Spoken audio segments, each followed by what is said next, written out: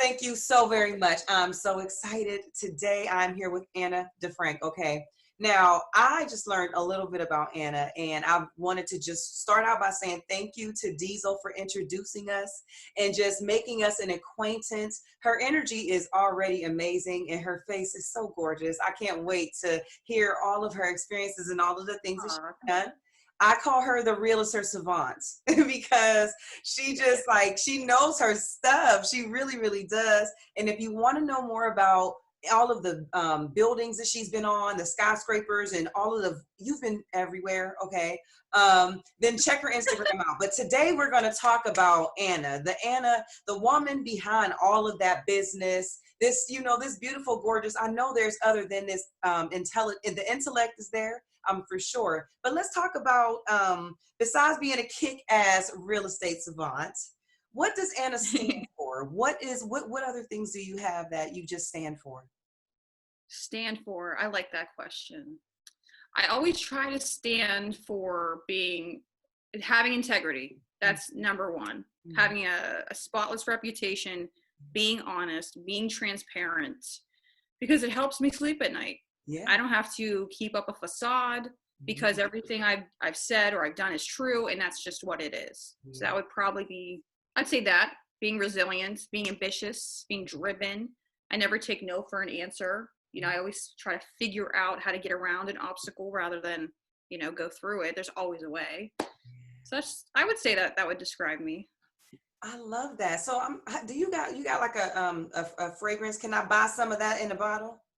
I'll figure out how to bottle it. Yes. I mean, oh my goodness, because that drive to figure it out is like amazing. So many people would want something like that, would have a desire to, and you've proven that track record, excuse me.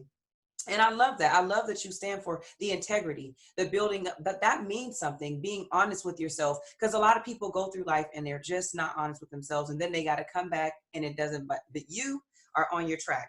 So I have a question. After looking at your Instagram, which is, don't forget, guys, you need to check her out on Instagram. Okay. We'll have the Instagram information down at the bottom. What's your Instagram handle, Anna? It's Anna DEF17. Perfect. So, you were on there and you were doing something with people, and there was all of these skyscrapers, and you were talking to people about, and I was in my mind, I'm like, wow, that's beautiful. I'm like, wow, that's so cool. And wow, you're really doing these $1 million business deals, because wow, you're a woman. But were you ever afraid of heights? Absolutely. I'm terrified of heights. I don't like stairs that you can see through. I just pretended that it wasn't real. I pretended it wasn't that high up, like I was supposed to be there. That was a pretty wild experience, going up on a building that was under construction still, with no like barriers or walls around it. All right, bring us in. Come on, give us some I want to hear this. Tell me about when you first got there and you looked up how high you had to go. So that was, I think you're referencing the Lumiere residences downtown Pittsburgh on Mount Oliver Street, which is so cool. I think it's finished now. But when we got there, it was so impromptu. So originally I was there for a tour because I wanted to move to Pittsburgh and I was looking for myself. But when we got there, I met this guy, Billy, who was the agent for that building. And I had my camera guy coming. And I was like, hey, Billy, do you care if we film me walking through? And he's like, yeah, of course. I wish you would have let me know so I could have gotten dressed up. But he was like, let's just do it. So right. Was like one shot. He takes us through, but because it wasn't planned, there was like no one like orchestrating the elevator. So we had to take the construction elevator, and these construction guys are so they're working. We come in with a camera, and there's me like, and this is the stairs. And they're like, who is this chick? So we get on the construction elevator, and it only went up to a certain floor, and then we had to get off, and then we had to climb stairs on the outside of the building, and then take another elevator. It was just like it was so random, but it worked out. I was like, oh, okay, this was meant to happen. But it was cool. To see the inner workings of a skyscraper, and I was never exposed to that before. So I was like, wow, this is really, really neat. Man, first of all, I love that you brought me in. I felt like I'm scared already. I'm scared because I'm scared of heights myself. But what I love Oh too yeah. is that I don't think we're meant first to of be all, that high. Not me. you gave like so many lessons in that experience. The first thing is look at that opportunity. You jumped on it. You didn't say I went here and it was planned. You jumped on every opportunity that's available. I love that. Check box. Okay. And then although you said you're afraid of fear and it wasn't planned, you still did it. And girl, see what I'm saying? That's inspiration in those stories. This is why I do this. This is why I do Oh this. yeah, I think that is so much power and people can learn so much from that, you know? for sure. So, you've been to I'm going to just say Toronto, Paris, Amsterdam, London, so on and so forth, just a couple of places. Casual, yes. Right, right. So tell me, I guess, when I say favorite, okay, I mean not just your favorite place, because I know there's tons of favorite places. I mean Yeah. the food, the atmosphere, the setting, the experience, because that's what I want to know about. Like if you got like some crazy wild experience you want to talk about, I'm all down for Yeah, sure. it. I mean, I had a great time in all those places Mhm. because of not only, the wow factor of where I was, but who I was with. On every trip I went with one of my best friends and we had a blast. Okay. The It's a toss up. Okay, so I love the sun. I love the Caribbean is my favorite place to go, but Okay. the coolest experience I think would be Amsterdam, which Ooh. was, yeah, you wouldn't think I would say that. You'd think I'd say like the allure of Paris, but Amsterdam was one of the most liberating. I felt so free there. There was no pressure. Okay. Like people just acted and lived in harmony, the way they wanted to. And there was no judgment.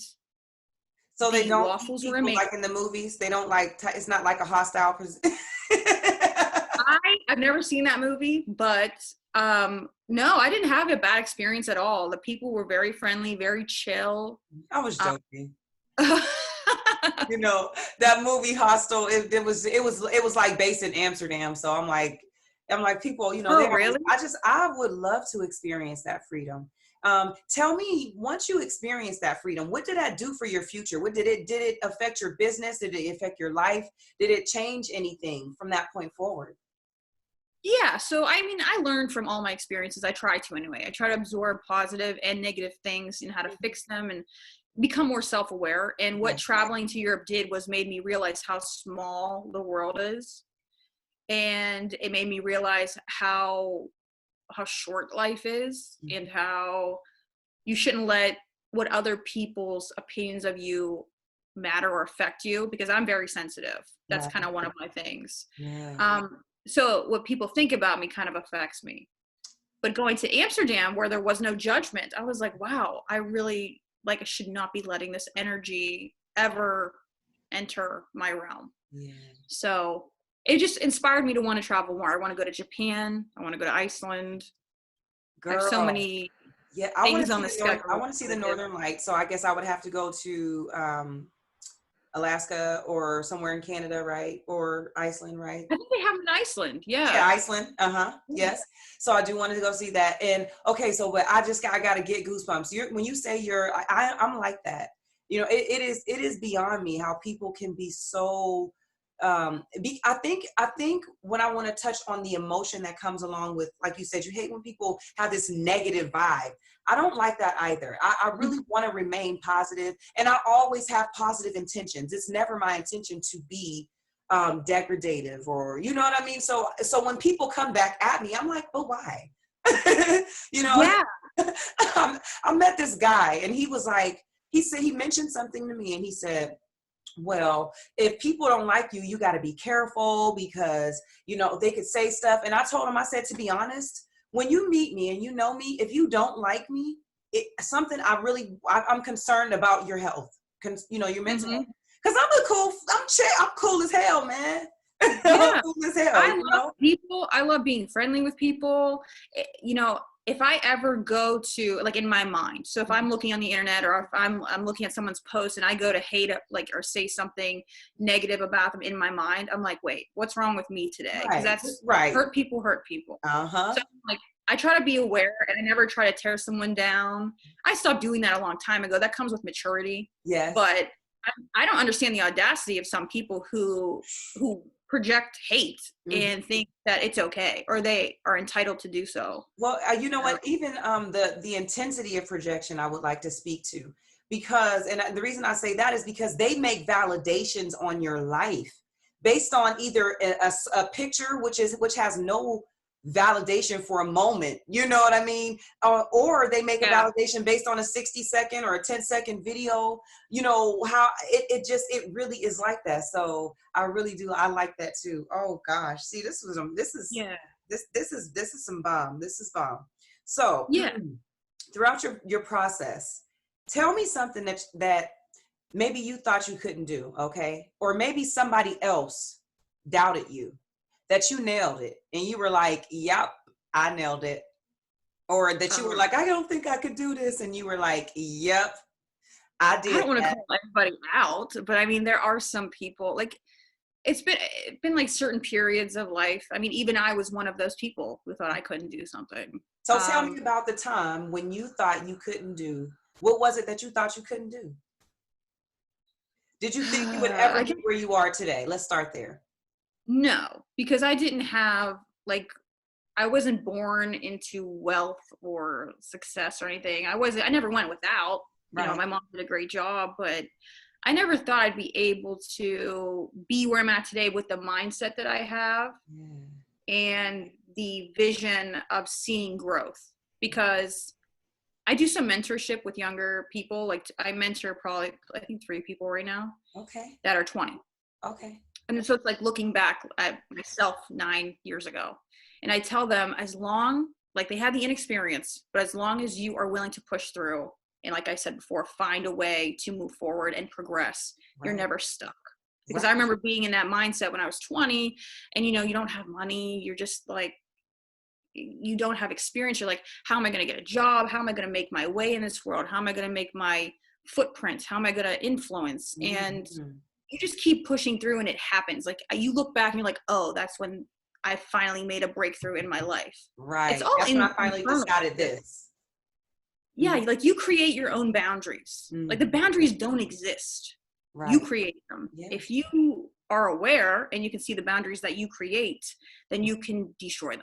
And I'm the only one that's ever in my way. Right. So. And that's the truth. Yeah, I don't know. Specifically, like, back to your question, like, what did I think? Probably going to Europe, being able to fund myself going to Europe, or like buying a car that I want, or buying a house that I want, flipping houses. I mean, when I was 20, if you would have told me that, you're like, oh my God, really? like, I didn't have those opportunities then. So, yeah. That is beautiful, man. Wow, that is so, look at me. I'm knocking the camera over. I love it. I love it. Okay, so have you ever had any life or death experiences? Like, have you ever, like, gotten in a car accident and survived, or anything traumatic like that? What happened? Yeah. Can I know? It's funny you say that. So about 2 years ago, I acquired a kidney infection that almost killed me. What? I didn't realize it. Yeah, I did. Apparently I have a high pain tolerance, because, so before the pandemic, I used to do CrossFit a lot. So I used to lift, and I would be sore often. Right. But I didn't know that I would have lower back pain. I didn't know it was my kidney swelling and my spleen swelling. Wow. And I was, where was I? I was out, it was Memorial Day 2 years ago. I was out with my friend, and I was just telling her what was going on. She brought me to urgent care, and they were like, your white blood cell count is off the charts. Okay. So they admitted me to the hospital. I was like, I'm not going to the hospital. I'm not one of those people, but I'm not going to the hospital. They're like, your blood's going to go septic if you don't. Yeah. So I was there for 6 days with a fever of 103 for 6 days. Oh my God. Well, I'm like you though. I'm stubborn as hell. They probably have to take me in the ambulance because I'd be like, no, I'm good. I'm good. I have plans. This is Memorial Day. Like, I cannot be in the hospital. I have plans. I have to work tomorrow. I was doing deals from my hospital bed, real estate deals. I was like, this is an inconvenience. But yeah, they said if I would have waited 10 more hours, that my blood would have went septic. So thank God that didn't happen. Well, girl, right, because we still talking, right? Yeah. For sure. But we want to make sure we learn from we gonna learn from that mistake, right? Yeah. I'm not gonna, put anything off. I'm gonna get everything checked, make sure everything's working. Drinking lots of water, keep them kidneys clear. I know that's right. Are you so what's your diet like? Do you eat like vegan and stuff like that, or are you regular diet? Yeah. I'm never consistent. Right now, I just got off my binge phase because I was in quarantine and losing my mind. So I was like, all right, I'm just going to feed myself. Chocolate is my weakness. But right now, I'm trying to eat clean, because it just makes me feel better. Yes. If I put trash in my body, I feel I can't be productive. I got to take a nap because there's so much sugar in it. Like, I try to eat clean turkey, avocados. I really like those. So. Yes. So I'm the same way. Like people, do people assume, so if you say I ate a vegan burger, they're like, oh, you're vegan. No, it just tastes good. I like tofu. Right. So that's me. I'm like, okay, so I like to have a variety of food flavors. So can I eat a hamburger? Yes, on occasion. Will I eat a vegan burger? Yes, on occasion. Yeah. So I just feel like I want to know if people kind of they almost give you this label, like which one are you? Like why do I gotta pick one? I'm a veganist and vegetarian with hamburgers and chicken. Yeah, and that's what people do naturally. They just try to categorize you, as a one-dimensional thing and no human. People are way more complicated than a title. So for sure. Because whatever, I eat what I like, and I'm never giving up crab legs. Do you have a favorite food? I love crab legs. Favorite food? I love cheeseburgers. Ooh, cheeseburgers. Who has the best cheeseburgers that you've tasted? What country, I guess? Shake Shack, USA is the best burger. Okay. I've had In-N-Out. Yeah. I've had White Castle. I've had Shake Shack, Steak and Shake. Five Guys is good. Yes, Five Guys. Shake Shack. It's only in Southern Florida, I think. Well, I believe that. I truly believe that because I don't know what it is. Everything in Youngstown, all of them is nastier than the ones in the suburbs. I don't know why. I'm like, maybe they use the old grease. I am not joking. I'll be like, dang, they fries are so fresh out here. Oh my God. I don't know. Well, did you ever have Coney Island in Newcastle? No. Oh, that's good. I used to work there when I was 16. That was my first job. I actually got fired from that job. But what'd you do?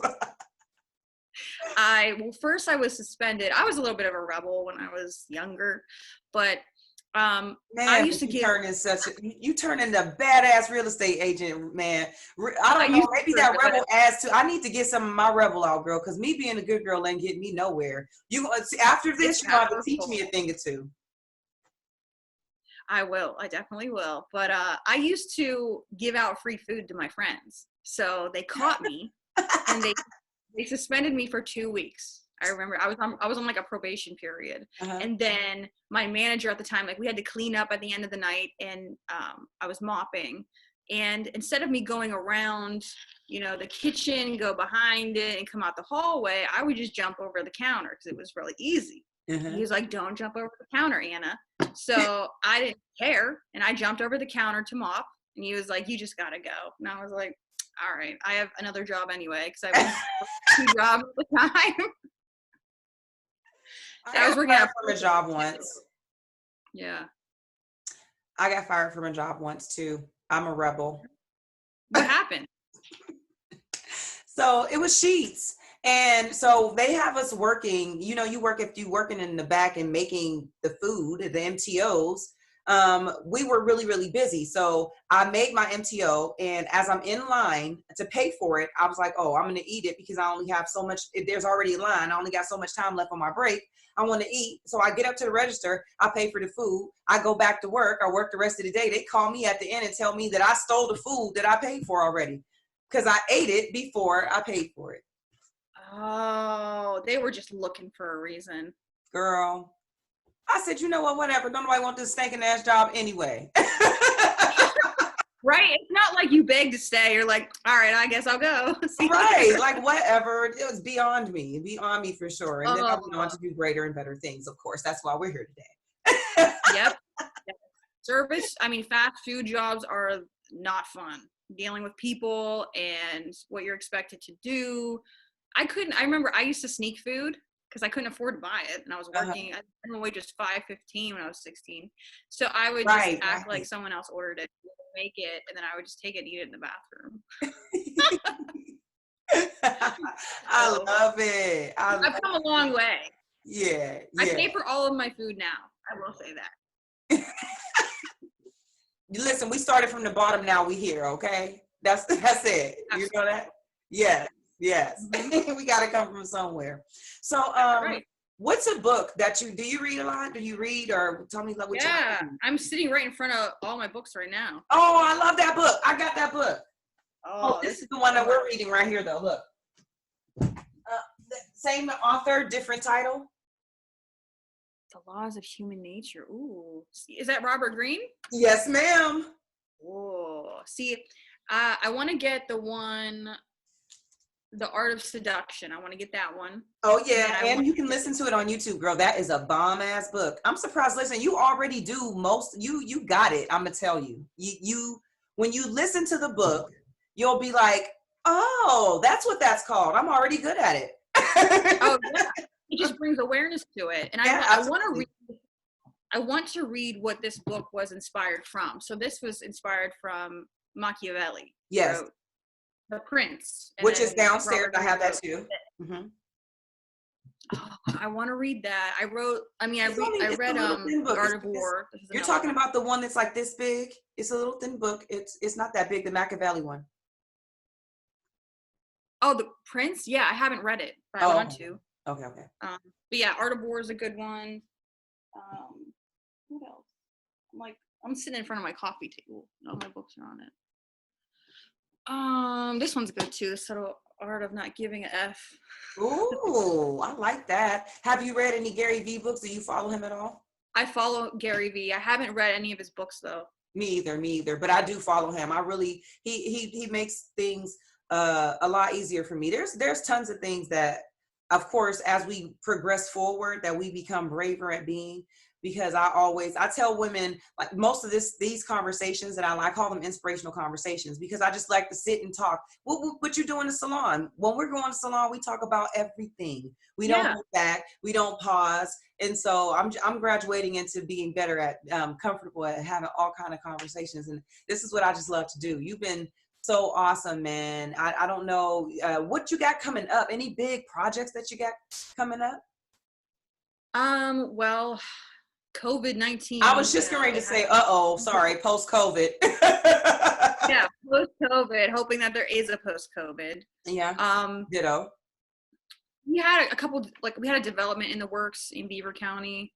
I'm building a team right now, so I have about 5 people on my team, and then I have 5 more people that want to join, but they can't take their test because the licensing is shut down right now. I'm getting into the wholesaling, flipping side more, in real estate, and just like investing in multi-units, things like that. It's just, I love to network, and it was looking very promising before COVID hit, but you just have to maneuver a different way. You just have to know how to ride the wave. Things happen all the time that will stop your plans, and you just make new ones. So, I mean, to me, I'm like everything else in life, right? Yeah. Having plans, I think, is kind of foolish sometimes because you're not really in control of what's going to happen. So. I think that's the way we handle it. So, what did I say earlier? I said problems don't stop. You just get better at handling it.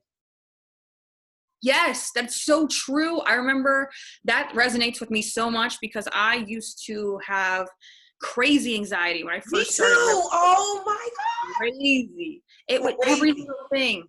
It would just throw me off the edge. I couldn't sleep. I Mhm. was like, I'm messing up my life. I But then, can't do this. I don't know what to yeah, do. I don't know where I'm going. I'm yep, so confused. yep. And then you just learn how to, you go through it so much that you just become, I don't know, desensitized to it. Right. Or you're just like, I already know the outcome. I'm not going to worry about it or let it cost, my peace. Right. So yeah, I I think definitely resonate with that. I think for me, I started to enjoy the experience when I didn't, like, after I had an anxiety attack, or because I was a cutter. So I don't know, that's letting to my audience, but I was a cutter. So I don't know. It just was like pain somewhere here. I can't get rid of it. Physical pain, Yep. it kind of went away. It was like whatever it was. But Mm-hmm. it was the feeling afterwards. It didn't make me feel better. Like I just started doing stuff that actually made me feel better. Like if I slept all day, I really felt worse. I felt miserable. So I was like, you know what? I don't care how bad I feel to be up. I'm getting up because I know I'm gonna feel miserable if I sleep all day. So I followed my good Mm-hmm. vibes. I followed my good feelings. And then so everything that made me smile, I wanted to do. And you got to be careful with that because you don't want that the only thing to be drinking or eating, or because everything in moderation. But that's how I lived, and that's how I Mm-hmm. still live. Yeah. And that's a very valuable thing to have and to never let go of. Like, even though you knew that you wanted to sleep, but you knew you would feel worse afterwards, that drive, that little drive in you, I'm sure every day it just got bigger, like Yeah, to stay up, yeah, keep productive, keep my mind busy, read something, progress, try yeah, something new, reach out to somebody. Like, that's what's going to carry you through. yeah. That is what Kind of. that is. Yeah, I kind of chuckled in the middle because you said you progressed. I said, yeah. Now I'm up every day at 4:30. Isn't that crazy how it happens? I used to sleep until 2 p.m. I remember when I was 18, I'd sleep until 2 p.m., waste my day. Yeah, I don't know what goes through our minds back then, but because I mean, girl, now how valuable would it be if you would have started then? I know it's just, you have to learn. You have Yeah, to be receptive to learning, and it comes with time, it really. does. It does. I'm glad that you said that because my daughter is experiencing that. My daughter's 19 years old, and so Mhm. she's in that push and pull and that wave of trying to grow up and be a child, and she's in that fight. So definitely a place to be. It's interesting, and I love that other people get to. I mean, I want the audience to bring them in. We've been having such a great conversation, but guys, I know it's something to experience that and to know that me and Anna alike, we've experienced those same emotions. If we're not superhuman, if we go through those things too, depression and anxiety. We went through, like you said, sleeping in and being unsuccessful and not knowing what to do, to graduating into being an awesome. I mean, when I say kick ass real estate savant, I mean it. You look at her track record. You have been showing up and showing out, and I love your level of planning and skillful tactics and your process. I like that when you mentioned how many people you got in order, how many people want to join your team. That's very admirable because it just tells me that you really know your stuff. It's bomb, girl. Keep it Well, going. thank you. You're sweet. Thank you for saying that. I appreciate that. Oh, I try. yes, girl. Keep it up. Keep it up. Keep it up. Well, guys, we want to say, first of all, thank you so much, Anna DeFrank, for sitting here. This has been a bomb conversation. You Has. you are such an interesting woman. I would love to connect with you in more ways. I have some events coming up, or honestly, if I could swing my plan by and you got some tips and tricks on, like, because it's the organization, it's the putting it together, it's creating those processes and pathways, and I admire yours. So I admire your successes, I admire your travels, and I admire your future. And we haven't even gotten there yet. Damn, you're poetic. Thank you for saying all of that.